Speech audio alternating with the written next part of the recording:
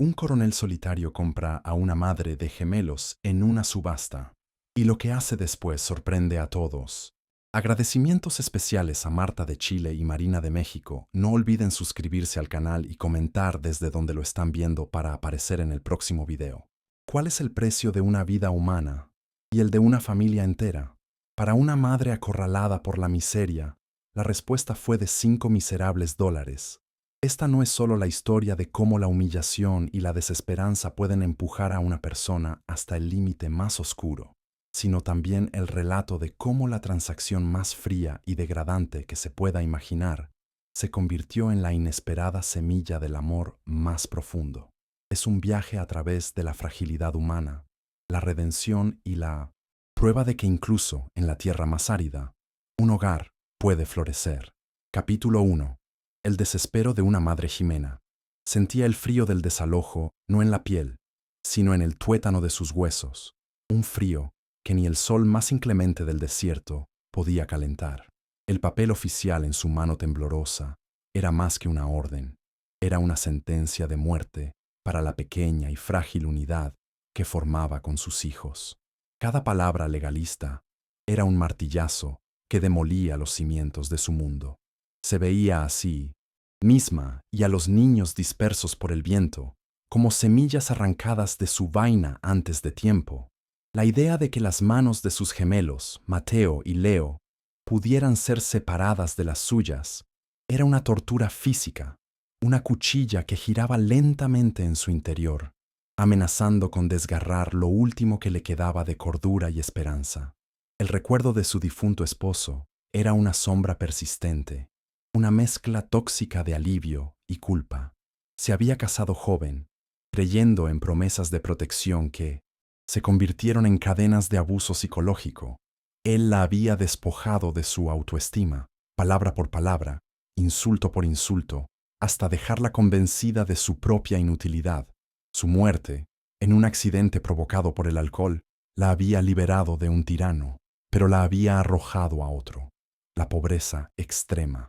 Ahora, sola, se enfrentaba a las consecuencias de esa libertad, un desierto de responsabilidades, donde cada día era una batalla por la supervivencia. Se preguntaba si su fracaso actual era la prueba final de las crueles palabras que él le había dicho, que sin él, ella no era nada.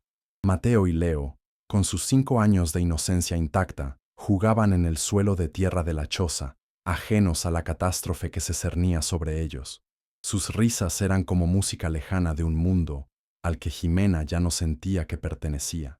Cuando Leo se acercó y le preguntó con sus grandes ojos oscuros si jugarían en el río esa tarde, el corazón de Jimena se contrajo con una violencia insoportable. ¿Cómo explicarle que pronto no tendrían ni siquiera ese suelo bajo sus pies? Cada gesto de ternura de sus hijos era a la vez su única razón para luchar y un recordatorio insoportable de todo lo que estaba a punto de perder. La pureza de su amor era un faro que iluminaba la oscuridad de su desesperación. Empacar sus escasas pertenencias fue un ritual de derrota. Cada prenda gastada, cada juguete roto, cada plato desportillado pesaba en sus manos como un ladrillo. Eran los humildes, artefactos de una vida que se desmoronaba. Metió en una bolsa de tela la única fotografía que conservaba de sus padres, un pequeño marco de madera que representaba un tiempo de seguridad y calidez que parecía pertenecer a otra persona. El acto de vaciar su hogar era como arrancarse la piel, dejando al descubierto la carne viva de su fracaso. No lloraba. Las lágrimas se habían secado semanas atrás, reemplazadas por una resolución dura y fría, la clase de determinación que nace cuando ya no queda absolutamente nada que perder, excepto a sus hijos. Fue entonces, sentada en el suelo vacío, con los gemelos dormidos a su lado, que la idea tomó forma en su mente. Era un susurro monstruoso, una opción tan vil que al principio la desechó como una pesadilla febril. El mercado de deudores, un evento infame y semiclandestino en la plaza del pueblo. Venderse a sí misma, vender a su familia. La palabra misma era un veneno. Su moralidad, su dignidad, todo su ser se rebelaba contra ello. Pero la imagen de sus hijos siendo llevados a un orfanato, separados el uno del otro, gritando su nombre, era un terror mucho mayor. La decisión se forjó en el silencio de esa noche. Sacrificaría su alma para mantener sus cuerpos juntos. Desarrollo. Capítulo 2 y capítulo 3. Capítulo 2. El Leilão da Dignidade. La plaza del pueblo hervía bajo el sol del mediodía, un crisol de curiosidad morbosa y desprecio apenas disimulado.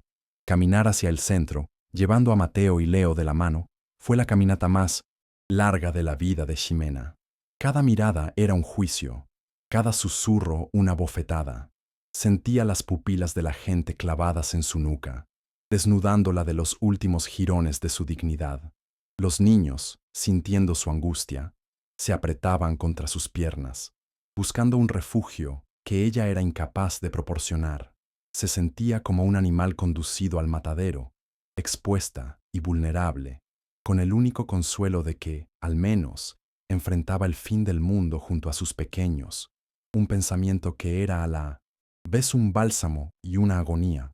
El subastador, un hombre corpulento de voz aceitosa, subió a una tarima improvisada. Su presentación fue brutalmente directa, despojada de cualquier eufemismo. Una madre joven y fuerte, con 2 hijos gemelos, sanos y listos para el trabajo, gritó, como si estuviera vendiendo ganado. Ximena bajó la cabeza, incapaz de enfrentar la marea de rostros. El precio inicial que se fijó fue tan ridículamente bajo que provocó una oleada de risas crueles entre la multitud. Cada oferta burlona, cada comentario despectivo sobre el paquete de una mujer con 2 bocas adicionales que alimentar era una nueva capa de humillación que se solidificaba sobre su espíritu, enterrándola viva bajo el peso de la vergüenza pública y la indiferencia humana. Un silencio incómodo se apoderó de la multitud cuando ninguna oferta seria se materializaba. Las burlas se convirtieron en un murmullo de lástima condescendiente, que para Ximena era casi peor. El tiempo se estiró hasta volverse una tortura. Cada segundo un recordatorio de su fracaso absoluto. Justo cuando el subastador estaba a punto de declararla sin valor y despacharla, una figura se movió en el borde de la plaza. Era un hombre alto, de postura rígida y rostro impasible, vestido con la severidad de un militar retirado. Sus ojos, fríos como el acero, recorrieron a Ximena y a los niños no con lujuria ni con lástima, sino con una evaluación analítica, como si estuviera calculando el valor de una propiedad. Desde su posición, el coronel Alejandro observaba la escena con un desdén silencioso. No sentía compasión por la mujer, solo una irritación helada por el espectáculo grotesco de la debilidad humana. Había venido al pueblo por asuntos de tierras, no para presenciar este circo de miseria. Sin embargo, algo en la postura de la mujer, una columna vertebral de orgullo rota pero no pulverizada, y la forma en que los niños se aferraban a ella, como 2 polluelos a su madre moribunda, tocaron una cuerda, olvidada en su interior. No era bondad lo que sentía, sino una extraña resonancia con el abandono, un eco de su propia infancia solitaria que lo impulsó a actuar contra toda lógica y costumbre. Con una voz grave y desprovista de emoción, que cortó el aire cargado de la plaza, el coronel lanzó su oferta. $5. La cantidad era un insulto, pero la firmeza de su tono silenció a la multitud al instante. No hubo contraoferta. Nadie se atrevía a desafiar al coronel, una figura temida y respetada a partes iguales en toda la región por su fortuna y su reputación implacable. El subastador, sorprendido pero ansioso por cerrar el trato, golpeó su martillo con una fuerza innecesaria. Vendido al coronel Alejandro por $5. La palabra vendido resonó en los oídos de Ximena, sellando su destino y marcándola como propiedad de aquel extraño impasible. La transacción se completó con una frialdad administrativa que la hizo sentir aún más deshumanizada. El coronel le entregó el dinero al oficial del pueblo sin dirigirle una sola mirada a ella. Para él, era un asunto concluido, una adquisición. Ximena, por su parte, experimentó una extraña dualidad de sentimientos. El terror era abrumador, la incertidumbre un abismo sin fondo. Sin embargo, bajo capas de pánico y vergüenza, una minúscula y vergonzosa chispa de alivio parpadeó. estaban juntos. Habían sobrevivido al abismo, aunque fuera para caer en manos de un hombre cuyo corazón parecía hecho de piedra. La supervivencia, se dio cuenta, a menudo venía con un precio terrible. El camino hacia la propiedad del coronel fue un peregrinaje silencioso a través de un paisaje polvoriento y desolado que reflejaba el estado del alma de Ximena. Alejandro caminaba delante, con pasos largos y decididos, sin mirar atrás ni una sola vez. No ofreció agua, ni una palabra de consuelo, ni un gesto de reconocimiento. Era como seguir a un fantasma, una fuerza de la naturaleza indiferente a las dos pequeñas figuras que luchaban por mantener su ritmo. Mateo y Leo, agotados y asustados, tropezaban, pero no se quejaban, como si entendieran instintivamente que cualquier muestra de debilidad sería mal recibida por el hombre que ahora dictaba cada aspecto de su existencia. La humillación de la plaza no terminó allí. Se prolongó en cada paso de aquel viaje. Ximena se sentía como una sombra arrastrada por la voluntad de su nuevo dueño. Recordaba las historias que se contaban en el pueblo sobre el coronel. Un hombre, solitario, que había amasado su fortuna de formas misteriosas. Un recluso en su vasta hacienda que no toleraba la incompetencia ni la sentimentalidad. Ahora, ella y sus hijos eran parte de su dominio, peones en un juego cuyas reglas desconocía por completo. Se preguntó qué clase de vida les esperaba, qué tipo de trabajo le exigiría. La única certeza era que la libertad, tal como la conocía, había dejado de existir para ella. Capítulo 3. A Fortaleza Fría. La hacienda del coronel se alzaba en el horizonte no como un hogar, sino como una fortaleza.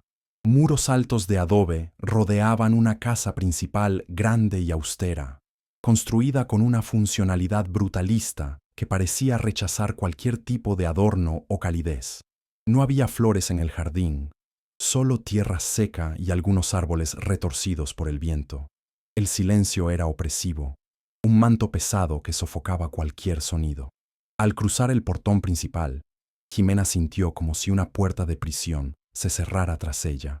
El aire mismo parecía más denso, cargado con la personalidad solitaria y severa de su dueño. Este no era un lugar para risas infantiles ni para la esperanza. Era un reino de orden, disciplina y soledad. Alejandro les asignó una pequeña habitación en un anexo de la casa principal, un espacio limpio pero espartano, con apenas 2 catres y una pequeña ventana que daba a un patio interior sin vida. Sus instrucciones fueron tan breves como un disparo. Aquí dormirán. La comida se sirve a las 6 de la mañana y a las 6 de la tarde. El trabajo comienza al amanecer. No quiero ruido, no quiero desorden, no quiero excusas.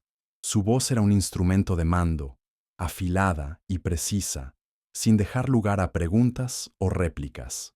Para él, no eran una familia a la que había salvado, sino un recurso que había adquirido y que ahora debía demostrar su utilidad para justificar su existencia. Los primeros días fueron una prueba de resistencia física y emocional. Ximena trabajaba desde antes de que saliera el sol hasta mucho después de que se pusiera. Limpiaba la casa inmaculada, lavaba la ropa del coronel, cocinaba comidas sencillas que él comía en silencio y en soledad, y ayudaba en las tareas más arduas de la finca. Su cuerpo, no acostumbrado a tal nivel de esfuerzo, protestaba con un dolor constante, pero ella lo ignoraba. El agotamiento físico era casi bienvenido, ya que adormecía el tormento de su mente. Observaba a Alejandro moverse por su propiedad, un hombre consumido por la rutina y el control, un fantasma en su propio castillo, y se preguntaba qué herida lo había convertido en un ser tan hermético. Los gemelos, a pesar de su corta edad, fueron sometidos a la misma disciplina. Alejandro les asignaba tareas simples: recoger leña, dar de comer a las gallinas, quitar las malas hierbas del huerto. Lo hacía sin una pizca de ternura, instruyéndolos con la misma gravedad con la que dirigiría a un pelotón de soldados. Los niños, asustados pero resilientes, obedecían en silencio. Ximena los observaba con el corazón encogido. Veía cómo la espontaneidad de su infancia se iba erosionando, reemplazada por una cautela y una seriedad prematuras. Trataba de darles consuelo en la noche, en la seguridad de su pequeña habitación, susurrándoles historias y promesas de un futuro mejor que ni ella misma creía posible. La comunicación con el coronel era prácticamente inexistente. Se limitaba a órdenes y a correcciones secas. Nunca preguntaba por su pasado, ni mostraba el más mínimo interés en ellos como seres humanos. Eran parte del mobiliario, engranajes en la maquinaria de su hacienda. Ximena aprendió a leer su estado de ánimo a través de gestos mínimos, la tensión en su mandíbula, la forma en que apretaba los puños, el ritmo de sus pasos. Vivir con él era como vivir con una tormenta contenida, un cúmulo de energía oscura que amenazaba con desatarse ante la más mínima provocación. La soledad en la choza del pueblo no era nada comparada con la soledad que sentía en esa casa, compartiendo el espacio con un hombre que era un abismo. El ambiente de la hacienda comenzó a afectar a los niños de maneras sutiles. Sus juegos se volvieron más silenciosos, sus risas más contenidas. Aprendieron a moverse por la casa como sombras, evitando cruzar el camino del coronel. Sin embargo, la naturaleza infantil es resistente. A veces, Ximena los encontraba en el corral, inventando nombres para las gallinas, o creando mundos de fantasía con palos y piedras. Esos pequeños actos de rebelión inocente eran su única fuente de luz en la oscuridad. Eran un recordatorio de que, a pesar de la opresión del entorno, el espíritu de sus hijos aún no se había extinguido por completo, una pequeña brasa de esperanza que ella protegía con ferocidad. Una tarde, mientras limpiaba la biblioteca del coronel, un lugar que él rara vez usaba pero mantenía en un orden impecable, Ximena dejó caer un libro pesado. El sonido resonó en el silencio de la casa como una explosión. Se quedó helada, esperando la reprimenda. Alejandro apareció en el umbral, su rostro una máscara de irritación. Sin embargo, en lugar de gritar, simplemente la miró, luego al libro en el suelo, y dijo con una voz helada: «Ten más cuidado. Todo aquí tiene un propósito y un lugar». Ese incidente, aunque menor, reforzó en Ximena la sensación de que vivía en un museo, no en un hogar, y que ella y sus hijos eran solo exhibiciones temporales, cuya permanencia dependía de su capacidad para no perturbar la paz. Con el paso de las semanas, Ximena comenzó a notar patrones en la soledad de Alejandro. Descubrió que pasaba horas mirando el horizonte desde la terraza, inmóvil, perdido en pensamientos que ella no podía adivinar. Vio la forma en que sus manos, tan fuertes y capaces para el trabajo, a veces temblaban ligeramente cuando creía que nadie lo observaba. Detrás del tirano frío, comenzó a percibir los contornos de un hombre profundamente herido, un prisionero de su propia fortaleza. Esta percepción no disminuía su miedo, pero le añadía una capa de complejidad. Empezó a preguntarse si él la había comprado no por crueldad, sino porque en su desesperación había reconocido un eco de su propia soledad. Clímax. Capítulo 4 y capítulo 5. Capítulo 4. A primeira fisura. Na armadura. La tarde era calurosa y pesada. Una de esas tardes en las que el aire parece vibrar con una energía latente. Los gemelos, habiendo terminado sus tareas, habían encontrado un viejo árbol de mezquite en el borde de la propiedad y competían para ver quién podía trepar más alto. Era un juego peligroso, una pequeña rebelión contra la monotonía opresiva de sus días. Ximena los observaba desde la distancia con una mezcla de ansiedad y ternura. Por un momento, parecían niños de nuevo, libres y salvajes. Fue entonces cuando ocurrió. Una rama seca cedió bajo el peso de Mateo. Hubo un crujido agudo, un grito ahogado y el sonido sordo de un cuerpo pequeño golpeando la tierra dura. El mundo de Ximena se detuvo. El grito de Leo, un alarido de puro terror al ver a su hermano inmóvil en el suelo, fue lo que rompió el hechizo. Ximena corrió, el corazón martilleando contra sus costillas con una fuerza brutal. El pánico era una bilis amarga en su garganta. Al llegar junto a Mateo, vio la sangre que brotaba de una herida en su frente y la forma antinatural en que su brazo estaba doblado. El niño gemía débilmente, sus ojos vidriosos por el dolor y el shock. En ese instante, todo lo demás desapareció. El coronel, la hacienda, su propia humillación. Solo existía su hijo herido y su total impotencia para aliviar su sufrimiento. El desamparo que sintió fue más profundo que cualquier pobreza que hubiera conocido. El alboroto había llegado hasta la casa principal. Alejandro, que estaba revisando unos libros de cuentas con su habitual concentración metódica, se levantó de un salto al oír el grito. Algo en la cualidad primal de ese sonido activó un instinto largamente dormido. Salió al patio y su mirada se fijó inmediatamente en la escena junto al árbol. Vio a la mujer arrodillada, al niño en el suelo, la sangre. Por un instante, una oleada de furia lo recorrió. Furia por el desorden, por la interrupción, por la estupidez infantil que había causado el caos. Pero entonces vio el rostro de Jimena, desfigurado por un pánico absoluto, y esa furia se disolvió, reemplazada por algo completamente inesperado. Sin pensarlo, corrió hacia ellos. Sus movimientos, normalmente calculados y rígidos, eran ahora urgentes y fluidos. Apartó a Jimena con un gesto firme pero no brusco, y se arrodilló junto a Mateo. Sus manos, acostumbradas a la rudeza de las riendas y las herramientas, se volvieron sorprendentemente gentiles al examinar la herida. «Tráeme agua limpia y vendas, rápido», ordenó, pero su voz había perdido su filo habitual. Había en ella una nota de autoridad médica, una calma en medio de la crisis que era a la vez desconcertante y tranquilizadora. Jimena, paralizada por el shock, tardó un segundo en reaccionar, pero la urgencia en sus ojos la hizo ponerse en pie y correr hacia la casa. Mientras Jimena buscaba frenéticamente lo que le había pedido, Alejandro levantó a Mateo en brazos con una facilidad que ocultaba la delicadeza de su acción. El niño gimió de dolor, pero se acurrucó instintivamente contra el pecho del hombre, buscando seguridad.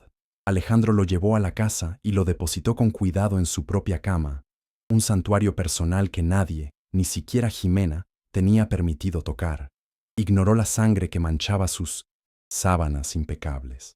En ese momento, las reglas de su mundo ordenado se habían hecho añicos. El control, su dios personal, había sido destronado por una preocupación visceral, por la pequeña vida que palpitaba débilmente en sus brazos.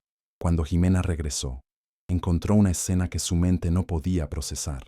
El temido coronel estaba limpiando la herida de Mateo con una concentración absoluta, susurrando palabras tranquilizadoras al niño en un tono bajo y ronco que ella nunca había oído. Había una eficiencia en sus acciones, pero también una ternura innegable. Observó, fascinada y confundida, cómo inmovilizaba el brazo roto del niño con 2 trozos de madera y tiras de tela, su rostro, una máscara de enfoque total. La armadura de frialdad del coronel no solo se había agrietado, se había derrumbado por completo, revelando a un hombre que era capaz de una compasión profunda y protectora. Una vez que el niño estuvo estabilizado, un silencio denso llenó la habitación. Leo se había acurrucado en 1900 un rincón, temblando, y Ximena estaba de pie junto a la cama, sin saber qué hacer o decir. Alejandro se levantó y la miró. Sus ojos, normalmente 2 témpanos de hielo, ahora reflejaban el agotamiento y algo más, algo vulnerable. «Se pondrá bien», dijo, su voz apenas un murmullo. «Pero necesita descansar. Me quedaré aquí esta noche para vigilarlo». La oferta era tan inesperada, tan fuera de lugar con el hombre que ella conocía, que Ximena solo pudo asentir, sintiendo una extraña y abrumadora oleada de gratitud que se mezclaba con su confusión. Esa noche, la dinámica de la hacienda cambió para siempre. La rígida separación entre el dueño y sus sirvientes se disolvió en la atmósfera de crisis compartida. Ximena se sentó en una silla junto a la cama, mientras Alejandro permanecía de pie junto a la ventana, una silueta oscura contra la noche estrellada. No hablaron, pero el silencio ya no era hostil. Era un silencio de vigilia, un espacio compartido de preocupación. Ximena se dio cuenta de que por primera vez desde que había llegado no se sentía como una propiedad, sino como una persona cuyo dolor era visto, y en cierto modo compartido por el hombre que la había comprado. Capítulo 5. Pontes de Dor. Las horas de la madrugada se deslizaron lentamente, marcadas solo por la respiración febril de Mateo. El silencio en la habitación era tan profundo que Jimena podía oír los latidos de su propio corazón. Fue ella quien lo rompió, su voz apenas un susurro en la oscuridad. Gracias. La palabra quedó suspendida en el aire, cargada de un peso mucho mayor que su simple significado. No solo le agradecía por haber salvado a su hijo, sino por haberle mostrado una faceta de sí mismo que ella creía inexistente. Le agradecía por haber compartido su carga, aunque fuera por unas pocas horas, aliviando la aplastante soledad que había sido su compañera constante. Era un reconocimiento de su humanidad compartida. Alejandro se giró desde la ventana, su rostro medio oculto en las sombras. No respondió de inmediato. Parecía estar librando una batalla interna, debatiendo si debía retirarse a su fortaleza de silencio o aventurarse en el territorio desconocido de la conexión humana. Finalmente, habló, y su voz era grave, teñida de una melancolía que la tomó por sorpresa. Nadie debería pasar por algo así solo. La frase era simple, pero para Jimena fue una revelación. Contenía una empatía que iba más allá de la situación actual, un reconocimiento de un dolor más antiguo y profundo. Sintió una invitación no explícita a compartir su propia herida, una oportunidad para ser escuchada. Con una valentía que no sabía que poseía, Jimena comenzó a hablar. Le contó sobre su marido, no sobre el hombre que la comunidad recordaba, sino sobre el monstruo que vivía a puerta cerrada. Le habló de las palabras que cortaban como vidrio, de la constante erosión de su espíritu, de cómo la había aislado del mundo, hasta que su única realidad era la jaula de su desprecio. Habló del miedo que sentía no por los golpes físicos, que eran raros, sino por la aniquilación de su alma. Al hablar, las lágrimas que había reprimido durante años finalmente encontraron una salida, no como un torrente, sino como un goteo lento y doloroso. Cada lágrima, una historia de sufrimiento. Alejandro escuchó sin interrumpir, su postura inmóvil, su atención absoluta. La historia de Jimena no lo sorprendió. Había visto suficiente maldad en el mundo como para saber de lo que los hombres eran capaces. Pero la resonancia de su dolor tocó las cuerdas de su propio pasado. Cuando ella terminó, un silencio pesado se instaló de nuevo, pero esta vez estaba lleno de las confidencias compartidas. Fue entonces cuando él, a su vez, decidió cruzar el puente. Yo tampoco tuve a nadie, comenzó, su voz apenas audible. Mi madre me dejó en la puerta de un orfanato cuando tenía la misma edad que tus hijos. Dijo que volvería. Nunca lo hizo. Le describió la brutalidad anónima del orfanato, la lucha diaria por la comida y la supervivencia, la frialdad de un sistema diseñado para contener, no para criar. Le habló de la esperanza, que se marchitaba con cada año que pasaba, reemplazada por una coraza de autosuficiencia y desconfianza. Le confesó que había construido su fortuna y su hacienda no como un monumento al éxito, sino como una fortaleza contra el mundo, un lugar donde nadie podría volver a abandonarlo o hacerle daño. Su frialdad no era una elección, sino un mecanismo de defensa forjado en el fuego de Milenonsis, una soledad absoluta. Su imperio estaba construido sobre los cimientos de un corazón roto. Jimena lo escuchaba, y su propia pena se vio eclipsada por una abrumadora ola de compasión. El hombre que había temido, el tirano frío, se desvaneció, y en su lugar vio a un niño abandonado que nunca había dejado de esperar a su madre. Vio a un hombre que se había rodeado de muros no para mantener a otros fuera, sino para contener su propio dolor. Entendió que su compra en la subasta no había sido un acto de poder, sino un impulso extraño y retorcido de un hombre que vio a una familia a punto de ser destruida, y, por una razón que ni él mismo entendía, no pudo permitirlo. En esa habitación, en medio de la noche, dos mundos de dolor colisionaron y encontraron un punto en común. Ya no eran el coronel y su sirvienta, sino dos sobrevivientes, dos almas marcadas por diferentes tipos de abandono. Jimena se levantó y, en un gesto de pura intuición, puso su mano sobre el brazo de él. Fue un toque ligero, vacilante, pero cargado de un entendimiento que ninguna palabra podría transmitir. Alejandro no se apartó. Por primera vez en décadas, permitió que el calor del contacto humano penetrara su armadura y sintió como una pequeña parte del hielo que rodeaba su corazón comenzaba a derretirse. El amanecer los encontró en las mismas posiciones, agotados, pero transformados. Mateo dormía pacíficamente, la fiebre había bajado, la crisis había pasado, pero algo mucho más significativo había ocurrido. Se había forjado un vínculo silencioso y profundo, nacido de la vulnerabilidad compartida. Cuando sus miradas se encontraron a través de la habitación, había un nuevo reconocimiento en ellas. Ya no eran extraños unidos por una transacción humillante, sino dos personas que habían visto las cicatrices del otro y, en lugar de retroceder, se habían acercado un poco más. La fortaleza fría había comenzado, imperceptiblemente, a sentirse un poco más como un refugio. Desenlace. Capítulo 6 y capítulo 7. Capítulo 6. A construcción de un lar. Los días que siguieron al accidente de Mateo estuvieron impregnados de una nueva atmósfera. La rigidez marcial de la hacienda se suavizó, reemplazada por una cautela expectante. Alejandro seguía siendo un hombre de pocas palabras, pero su silencio ya no era una muralla de hielo. Jimena lo observaba interactuar con los gemelos y notaba pequeños cambios que eran sísmicos en el contexto de su relación. Corregía sus errores en las tareas con una paciencia que bordeaba la ternura y, en una ocasión, Jimena lo vio sonreír, una sonrisa fugaz y casi imperceptible, mientras observaba a los niños jugar. Cada uno de estos momentos era una pequeña piedra colocada en los cimientos de algo nuevo y frágil. Una tarde, una sección de la vieja cerca de madera que delimitaba el huerto se vino abajo. En el pasado, un incidente así habría provocado la ira silenciosa del coronel.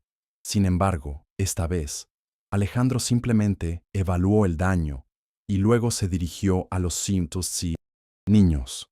Mañana, dijo, me ayudarán a construir una nueva. Es hora de que aprendan a reparar lo que se rompe. Al día siguiente, bajo el sol de la tarde, trabajaron juntos.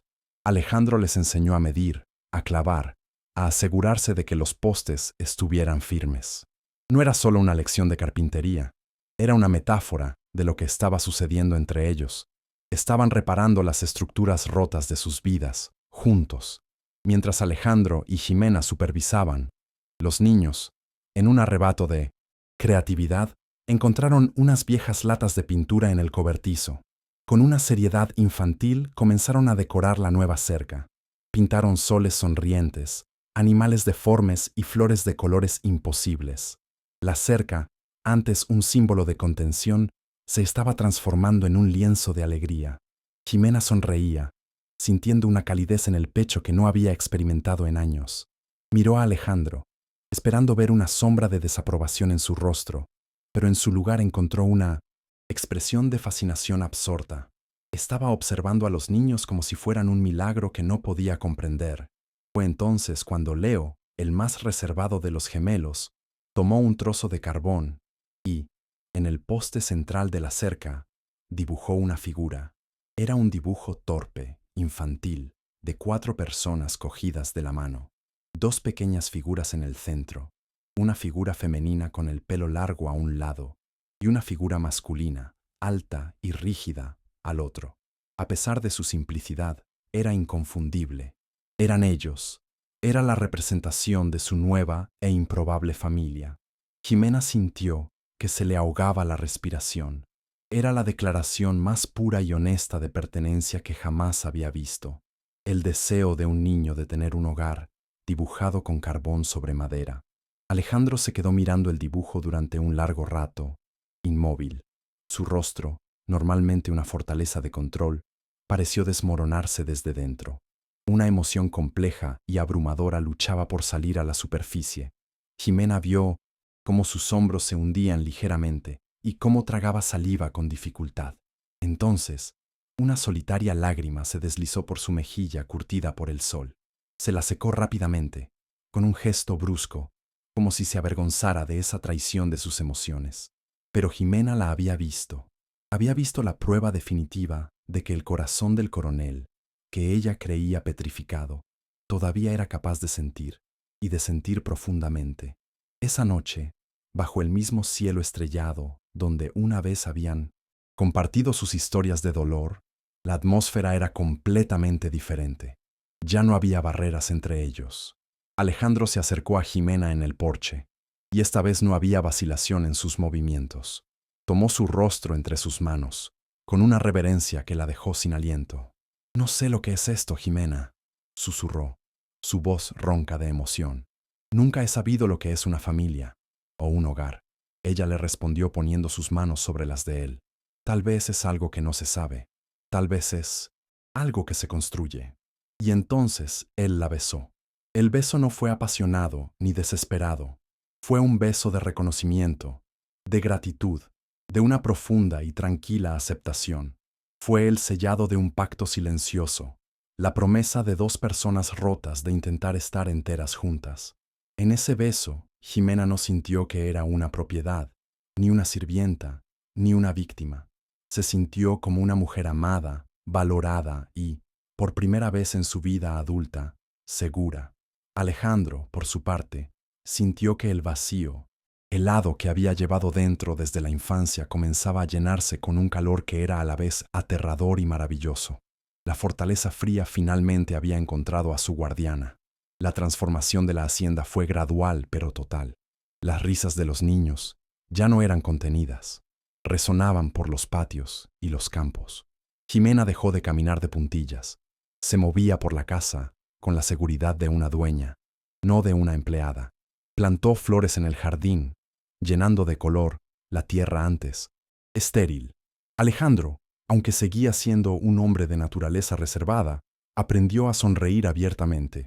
Aprendió a jugar con los niños, a enseñarles los secretos de la tierra, no como un capataz, sino como un padre.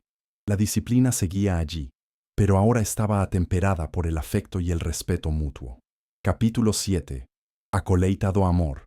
Los años pasaron como las estaciones en la hacienda, cada uno trayendo una nueva capa de vida y color al paisaje antes austero.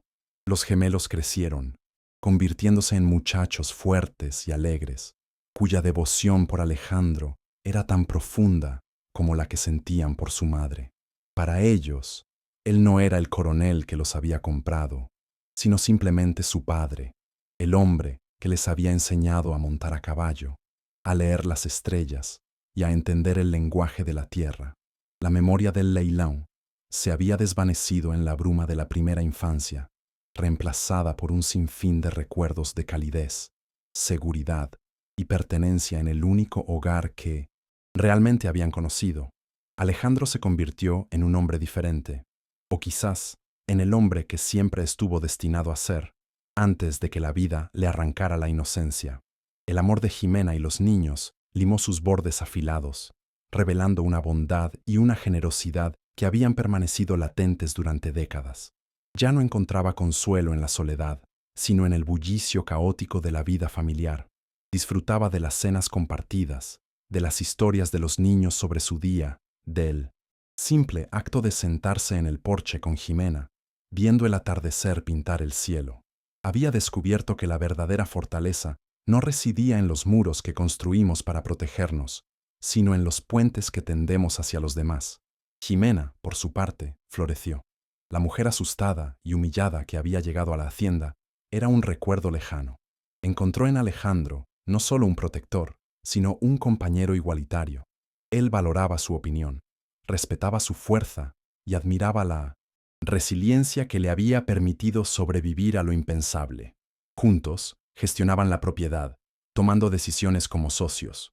Ella había encontrado su voz, su poder y la certeza de que era digna de amor y respeto.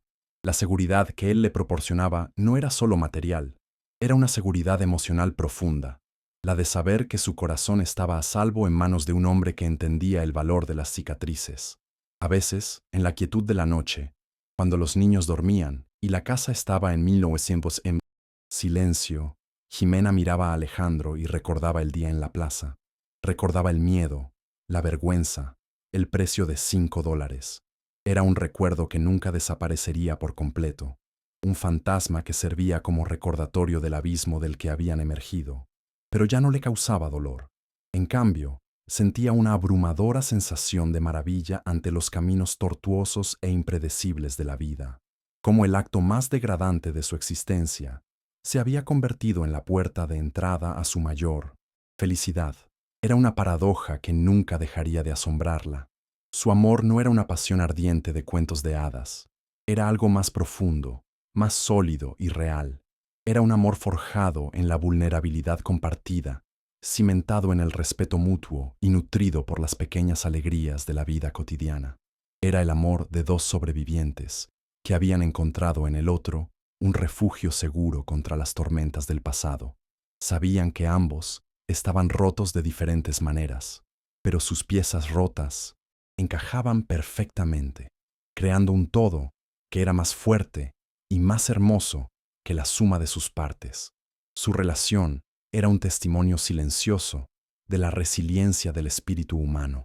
Una tarde de otoño, mientras estaban sentados en el porche, observando a unos adolescentes Mateo y Leo trabajar en los campos, Alejandro tomó la mano de Jimena. Todo esto, dijo, haciendo un gesto que abarcaba la tierra, la casa, los hijos, no tenía ningún significado antes de que llegaran. Eran solo posesiones. Una fortaleza vacía. Ustedes le dieron un alma. Ximena apoyó la cabeza en su hombro, sintiendo el calor familiar de su presencia. Y tú nos diste un futuro cuando pensábamos que no teníamos ninguno, respondió ella. No necesitaban más palabras. Su historia compartida hablaba por sí misma. El final de su historia no es un final de cuento de hadas, donde todo el dolor se borra mágicamente. Las cicatrices de ambos permanecieron, recordatorios de las batallas que habían librado, pero ya no eran heridas, abiertas. Eran parte de quienes eran, la prueba de su capacidad para sobrevivir, sanar y amar. Su felicidad no se basaba en la ausencia de oscuridad, sino en la elección consciente de buscar la luz cada día. Juntos, habían aprendido que un hogar no es un lugar, sino una sensación de seguridad y pertenencia, y que la familia no siempre es la que nos toca por sangre, sino la que elegimos construir. Y así, en esa vasta tierra que una vez fue el símbolo de la soledad de un hombre, una familia improbable encontró su paz. La cosecha más importante de la hacienda del coronel no fue el maíz ni el trigo, sino el amor que había crecido en el terreno más improbable, a partir de la semilla más humilde. Su historia se convirtió en una leyenda silenciosa en la región, un susurro sobre la redención y la prueba de que incluso después de la desolación más profunda, la vida, de alguna manera, siempre encuentra un camino para florecer de nuevo, más fuerte y más bella que antes.